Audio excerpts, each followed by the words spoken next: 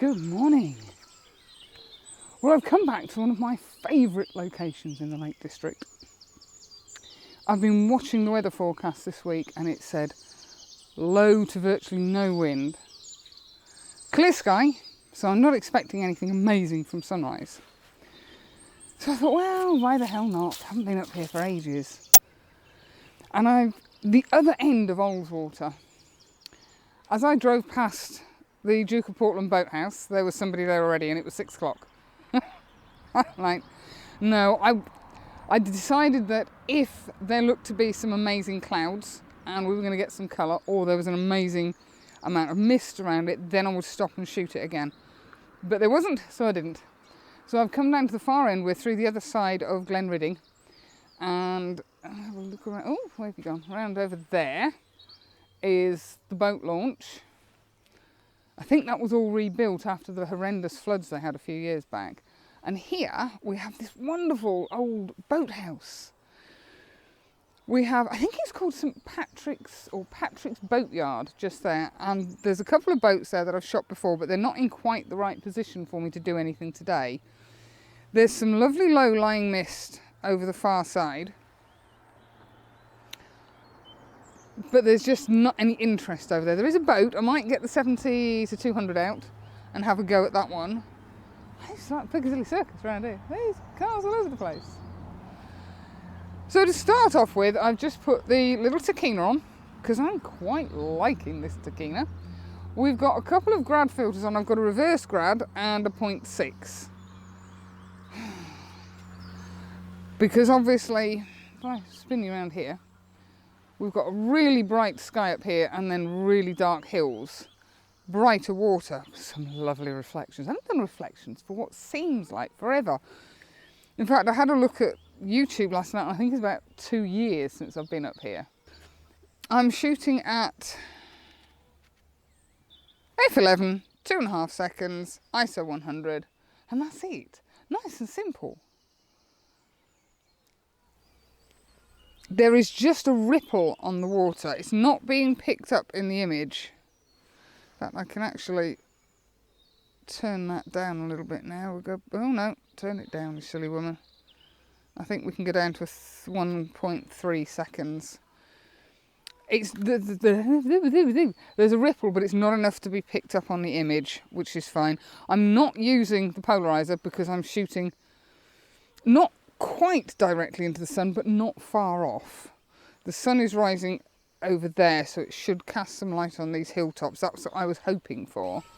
I don't know if you'll make out that beautiful low-lying mist just over in the distance. Oh, the bells were chiming. The bells, the bells. And the bird song is wonderful. Absolutely wonderful.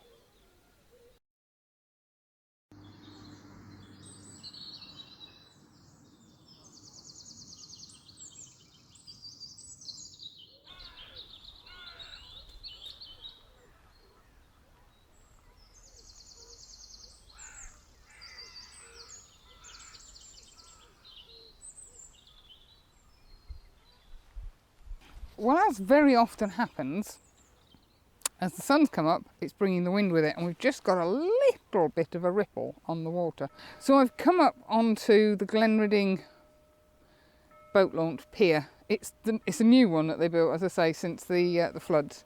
The sun's coming in behind me, and I think you've just seen what attracted me. The light catching on the top of the hills. I'm not sure if they're hills or mountains. Those big things.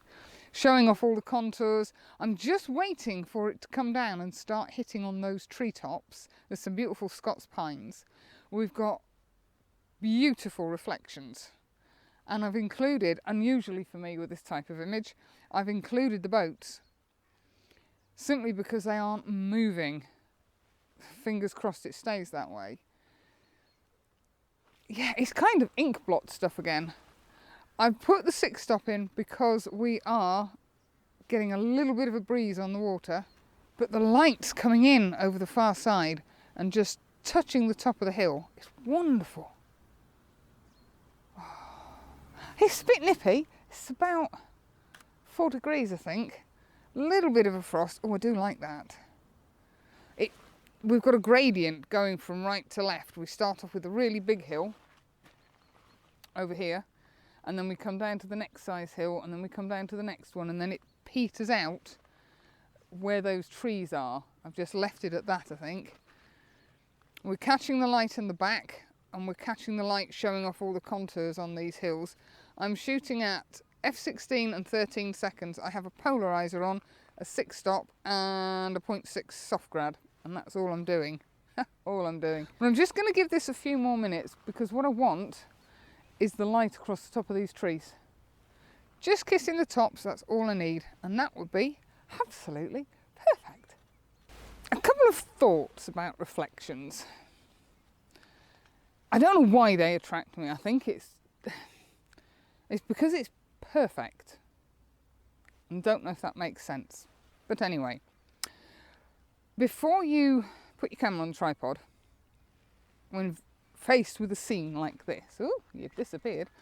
When faced with a scene like this, take the camera, wander around, try different compositions, try moving 2 steps right, 2 steps left, coming back, going forward, zooming with your feet as well as your camera, and decide what you want in the image. This has got more elements in it than I would normally shoot. We've got the hills, we've got the tree line, and we've got the sort of gradient as the hill comes down, and then it narrows out. But in this one we've got man-made stuff as well. Now the first image I was shooting over that side, I just had the boats in, but as I came around the corner I saw this beautiful, well, I think it's beautiful, this building with the blue, and I thought, oh, I like that. But then I noticed the boat at the side of it, and then I noticed the car at the side of that. I thought, I really don't want those in, that just makes it too busy. So you could say this image is slightly weighted towards the right, because I've got the building, then the boats with the big mountain, and then it all tapers off. Maybe that balances it, I'm not sure. Maybe it would balance it better if the buildings were over that side, but I decided that I wanted those in. So I then found my position with the tripod, tweaked it, because I really didn't want that first boat in, I certainly didn't want the full Mondeo in, and I think that works now. I'm still waiting for the light to hit those trees. So yeah, 2 things. Decide what you want in the composition. Use your camera, use your feet to figure out where you need to stand to get exactly the end result that you want. And then, for me, most reflections need to be 50-50. So you want to be shooting with the middle of the reflection in the middle of the scene. Does that make sense? In the middle of the image. On this, yes, my centre line, the centre, not making much sense. The centre line on the image is the centre line where the water meets the trees and the hills. Does that make sense? Shall I try and show you? It might make more sense. Let's have a go. Hang on. Now, I don't know if you can see from the reflection in my jacket, but that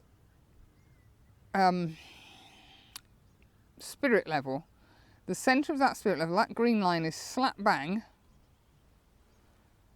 along here. So I've got an equal amount of sky and water, top and bottom. I just think it looks better.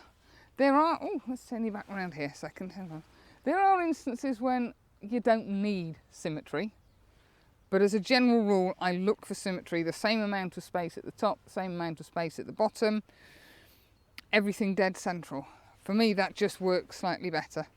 Let me just take another shot. I'm at f16 and 10 seconds. I've still got the polarizer on, and I'm having to be very, very careful with the polarizer that it doesn't give you that horrible dark blue patch. I'm only using it to slow the exposure down. We've now got some clouds coming in from the left, which is adding another layer of interest on the left-hand side of that image. I'm quite liking that, I think. I do like reflections. Nature can be harsh and amazing.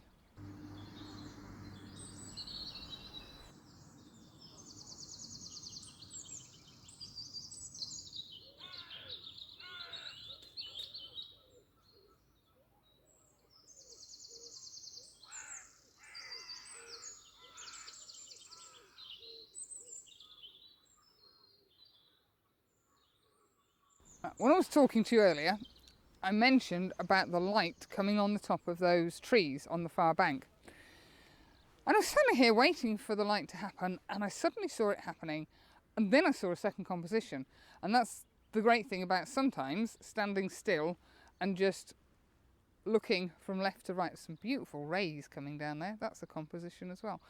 I digress. Right, so I've done this portrait and landscape orientation. There's a boat, a little red and white boat, and it's directly beneath those Scots pines. The portrait one I'm not convinced on, but the landscape one I like.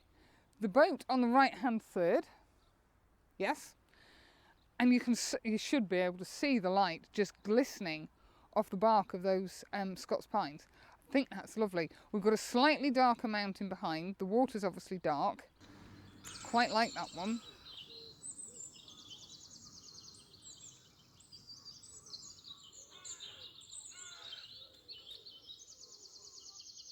So I think I'm going to leave it there. I've had a fabulous morning. It's so peaceful. I've been a bit reticent about coming to the lakes because of the press that was given to campers during the pandemic when everyone was holidaying at home. I was surprised this morning to drive down the Ullswater road and see camper vans parked in every lay-by.